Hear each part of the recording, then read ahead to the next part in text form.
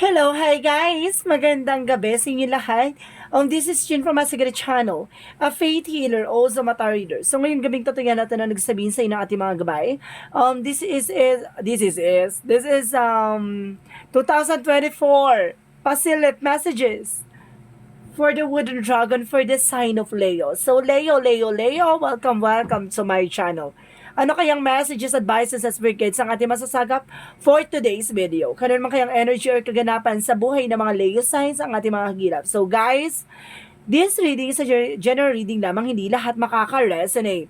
Kunin lamang po makaka-relate sa inyo and comment down below kung kaninong energy ang ating nasagap. And of course, don't forget to like and subscribe my channel and hit the question bell for more videos update. And of course, maraming salamat po sa mga walang sawang pagsuporta sa aking channel, lalo-lalo na hindi nag-skip ng ads. Naway pagpalain po kayo ng Diyos at may kapal, siksik, digdig, umapaw manumbalik sa inyo. So guys, kumapit ka dahil ito na mensahe sa iyo ng ating mga gabay.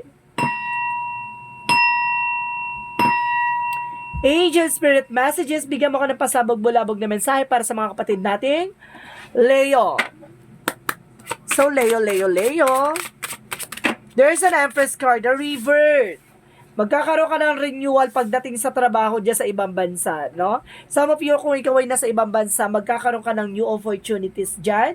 And of course, maaaring magkaroon ka ng renewal, no? And of course, there's a tower moment. There's a word card represent trouble. So some of you, kung hindi ka pa nakakapag-ibang bansa, baka darating na yung araw na makapag-ibang bansa ka na. And because there is a King of Cups, there is a devoted and supportive person. So, ibig sabihin dito, may taong sumusuporta at taong magmamahal sa'yo. If you are single, may taong darating na magmamahal sa'yo. If you are a separation, may taong darating at magmamahal sa'yo or something na babalik para mahalin ka ulit. Or something na if you are in relationship or have a partnership o asawa or wife or a husband, so ibig sabihin itong tao na to ay talagang nagmamahal ng lubos sa'yo. And because there's a tower moment, so there's a sudden changes. So ibig sabihin dito, may mga bagay na magbabago sa inyo. At the same time, magbaka either na maaaring magpagawa kayo ng bahay or something, bumili kayo ng bagong bahay. Additional messages. And of course, there's a Four of Pentacles. So, ibig sabihin dito, protect your power, protect your energy, no? Kumaga, mag-budget kayo. So, let's see what is additional messages. And of course, there is a Four of Cups. So, re-evaluate or analyze, no? Kumbaga, bago ka gumastos or bago ka mag-take ng action or bago mo tanggapin yung isang offer, i-visualize or analyze mo muna isang bagay, no? Para walang doubt or something, walang regret sa huli, no? So, and of course, there is Empress card by the Six of Cups. So, ibig sabihin dito, there is an information na sinasabi dito, there is a fast relationship or fast person coming back. So, ibig sabihin dito, may taong babalik, no? So, what is the word card? And of course, there is an strength card. So, sinasabi dito na lakasan mo yung loob, no? Maging matapang sa eksena na to. At magkaroon ng confident. Kumbaga, baka nagkakaroon ka ng homesick or something, ha? Baka na sa ibang bansa ka, kumbaga nakakaramdam ka ng homesick. So, sinasabi sa'yo dito na kailangan mo maging matapang at maging malakas. And because there is a Three of Wands, so there is a waiting for a soul, a waiting for a ship, or may inaantay kang person, or something na inaantay ka na person mo, ganon. Something waiting for a result, no? What is the tower moment? There's a tower moment for the sun card. So, ibig sabihin to, magdadala sa'yo ng pure positivity. So, ibig sabihin dito, some of you, kumbaga magtatayo ka talaga ng bagong bahay or something, bibili ka ng bahay dito. And of course, there's a Four of Pentacles, represent the Hierophant, a lesson learned. Matuto ka na pagdating sa finances, no? Para hindi ka nagigipit. Because there's a Ten of Swords in reverse. Ibig sabihin dito, tapos na yung backstabbing, no? Naka-recover ka na kaya nga this time, no? Kumbaga, tapos na yung betrayal. Para sinasabi sa'yo dito, there's an offer. May babalik, mag-ingat ka. Kumbaga, para sinasabi sa'yo dito na, no more second time around. Ganon, di ba? Sinaktan ka lang, gusto mo pang maulit. Di ba? Matuto ka na. There's a Hierophant. There's an Ace of Wands. So, there's a new beginning coming in for you. May bagong simula daw dito. So, let's see what is the word card and of course the strength card. So, there is Okay, there is Knight of Swords. So, sinasabi dito magiging mabilis din ng panahon at magiging mabilis din ang eksena. Mauusad din ng panahon na yan. At magdadala sa'yo ng success. And of course, there's a Page of Wands for the Three of Wands and the King of Cups. There's a messages, email, or good news na darating sa'yo. So, what is the Tower and the Sun card? And of course, there's the Hangman, no? Kailangan yung baguhin yung perspective nyo or something, kailangan yung baguhin yung inyong pananaw o mindset. At the same time, there's a Three of Swords. Ayun yung sinasabi ko, di ba? Matuto ka na pagdating sa nakaraan mo. No? Kumbaga, there's a lot of, it's either you are also a jealous person. Kumbaga, nagsiselos ka. Kumbaga, gano'n, nag-overthink ka. So, iwasan mo na yan. Or, at the same time, kumbaga, madali ka masaktan, no? Madali ka ma-reject. So, sinasabi sa'yo dito na maging matuto ka na, no? Sa mga bagay-bagay. So, let's see what is the Four of Cups. And of course, the Ten of Swords in reverse. So, there's an Hermit card. There's a soul searching. So, ibig sabihin, dito, unti-unti mo na nakikilala yung sarili mo. No? Unti-unti mo na natatanggap yung sarili mo. So, let's see what is the outcome. Ang outcome is the Six of Wands. There's a victory and success, no? Kumbaga, magtatagumpay ka naman sa anumang uri ng larangan yan, no? Pag-ibig, pagkakaperahan, or something relasyon, career, and health. And of course, the Page of Cups represent intuitions. And of course, the King of Wands, there's a control. Now, kailangan mo lang controlling yung iyong intuitions, ang iyong iniisip or nag-overthink or something, no? Yung, kumbaga, yung iniisip mo or feeling paranoid, yun yung kailangan mong kontrolin. Let's see, what is the Yin and Yang Oracle card?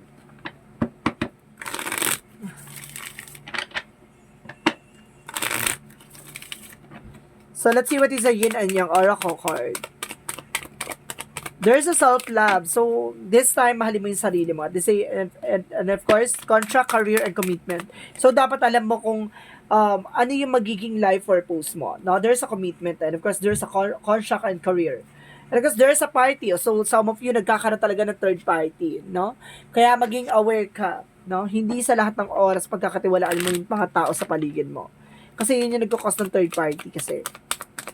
So, let's see what is the Love Oracle card. There's a wedding. So, some of you talaga magkakaroon ng everlasting promises. Kumbaga, may darating talaga pag-ibig sa'yo. Pero ngayon, mahalin mo muna yung sarili mo. And of course, there's a passion. So, having fun. And of course, there's a love call. So, someone express love, a messages of love.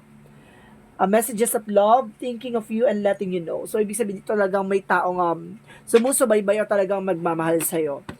No? At maghanda ka lang. Darating naman siya. So, let's see what is that. Magical fairy messages. There is a you got the power. You got the power. Ganon. So, sinasabi sa'yo dito na use your abilities to resolve the situation and you can do it. No? Kumbaga, kayang-kaya mo masolusyonan ng mga problema pinagdadaanan mo. No? Meron kang spiritual abilities or something abilities na, or skills rather, no? Na magagamit mo para may sa katuparan mo yung mga pangarap mo. So, let's see what is the Romance Angels. What is the Romance Angels? There is a let your friends help you. So, some of you, kailangan mo rin ng tulong ng mga kaibigan mo na sumusuporta sa'yo, no? Let's see what is the energy. Magical and the magician and the mirror. So, ibig sabihin dito, there's a manipulator and reflection. So, ibig sabihin dito, kung ano yung mga bagay na ginawa mo, magre-reflect lang sa'yo. So, there's a karma talaga. No? And of course, there's the world. So, the double clarification na may travel ka dito, no? Or either, baka yung mapapangasawa mo or may magiging jowa mo ay taga-ibang bansa. So, let's see what is the chakra. Chakra is a balance. Keep yourself balanced. Na maging balance ka and there's a forgiveness. Kailangan mo magpatawad, no? And of course, there's some rejection. Say no, no? Marunong ka din dapat humindi. So, let's see what is additional messages. And of course, there's purple, clairvoyance, third eye. So, some of you may spiritual abilities ka, no? And of course, there's some dream guide teacher, no? And of course, the guardian. May gumagabay sa'yo. So, and of course, third eye. So, there's a spiritual involvement, no? There's a spiritual talaga. And of course, there's a support. O, see? Sinusuportahan ka ng ating mga gabay. Diba? Power. And of course, there's a study. May mga bagay na kailangan mo matutunan. Something research. And, kumbaga, na magbibigay sa'yo ng clarity. So, let's see what is the Monsology. Para sinasabi na palawakin mo ang kaisipan mo pagdating sa spiritual. See, balance is spiritual and practicality. And of course, communication is the key. And a fairy climax approaches. So, ibig sabihin dito, kumbaga, malapit ka na sa exciting part. Diba? So, let's see what is additional messages. Angel Spirit Guides. There's a denial, no? Kumbaga, i-acknowledge mo yung fear, no? I-replace mo daw yan ng awareness. Maging maingat ka, hindi sa natatakot ka. Diba? And a failure. Some of you, kumbaga, yung mga bagay na pagkakamali, kumbaga, intindihin mo na, kumbaga, opportunity yan na para matutunan mo yung lahat ng bagay na yan. Nagkamali ka dyan kasi, hindi mo pa alam, 'di ba? Parang minumulat ka lang sa mga bagay-bagay or something parang unlock knowledge, no? And of course, there is information by crack open. Rock bottom, surrender to the alchemy of life. So, ibig sabihin dito, surrender mo lahat ng mga bagay na hindi mo alam, no? At tendency, at the end of the time, malalaman mo at magbubunga yan lahat ng eksena. And of course, there is loosen your grip. Let God in. No? Hayaan mo ang Panginoon ang magbigay sa iyo ng hudyat or ng pagkakataon para malaman yung mga bagay-bagay. No? Let's see what is Archangel Raphael. Messages. There's caffeine-free. Some of you baka kumalakas kayo sa coffee, mag-iwas-iwas kayo, no? Baka tumataas na ang anyong acid. So, let's see what is Archangel Raphael. Archangel Raphael said, a favorable outcome. Papabor din sa iyo ang eksena. At the same time, as your Archangel Michael to help you from this situation. Humingi ka ng tulong kay ating Archangel Michael para proteksyonan, pangalagaan at tulungan kang masolusyonan kung ano man yung problema pinagdadaanan mo. So let's see.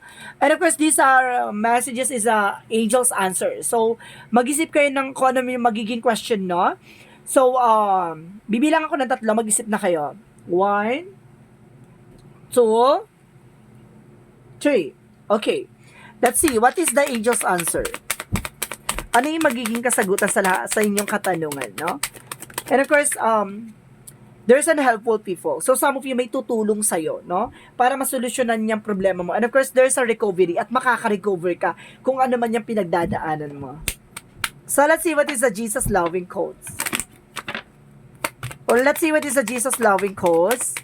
So, sinasabi dito, seek ye first the kingdom of God and His righteousness and all things shall be added to you. So, ibig sabihin dito, ipapakita raw muna ni God kung ano ang talagang mystery sa totoong klase ng buhay. Diba? Kung ano yung, kumbaga, there's a lot of thrills, there's a lot of surprises, there's a lot of, kumbaga, unexpected. Kung sinasabi sa'yo dito, may mga bagay na ipapakita sa'yo bago mo makita ang totoong kahalagahan ng bagay-bagay. Maraming bagay na matututunan, may mga bagay na malalaman na, kumbaga, magbibigay sa'yo ng sorpresa or unpredictable.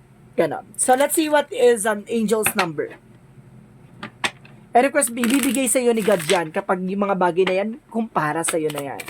So, let's see what is the angel's number.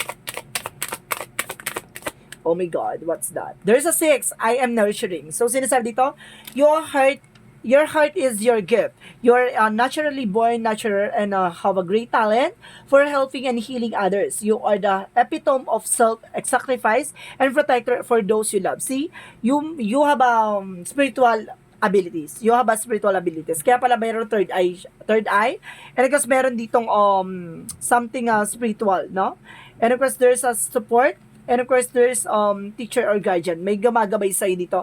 At itong kakayanan mo ay para masilip or para makita yung mga mangyayari or sinasabi ng premonitions. Na iba kayo yung magiging katangian mo para malaman mo at makatulong ka sa ibang tao. No? Para makaiwas sila sa mga bagay na dapat nilang gawin. Or something na baka makatulong ka sa mga bagay-bagay o sitwasyon. So, let's see what is the messages of life. Beyond. So, sinasabi dito, today, I leave my consciousness above the old worldly illusions. I remember the power I have in every situation. I always have a choice in how I respond. Today, I choose to turn my thoughts towards God by focusing my awareness beyond the illusions of material world. I experience a simplicity and peace. Bigyan mo ng kapayapaan daw yung mga bagay-bagay na magsisilbi sa'yo ng katuparan. No? Kumbaga, alam mo, yung mga bagay na iniisip mo, mangyayari yan. May mga bagay lang talaga na kailangan mo mag-ingat sa mga iniisip mo kasi baka mag-cause yan ng effect sa'yo. sa'yo. So guys, this is 2024 Pasilip messages for Wooden Dragon for the sign of Leo. This reading is a general reading lamang, hindi lahat makaka-resonate. Kunin lamang po makaka-relate sa inyo and comment down below kung kaninong energy ang ating nasagap. Maraming salamat po guys sa mga walang sawang support sa aking channel. Lalo na hindi nag-skip ng ads. Naway pagpalain po kayo ng Diyos at may kapal-siksik digdig nag-uumapa o manumbalik sa inyo. Maraming salamat po and see you in the next video. Bye-bye and babush!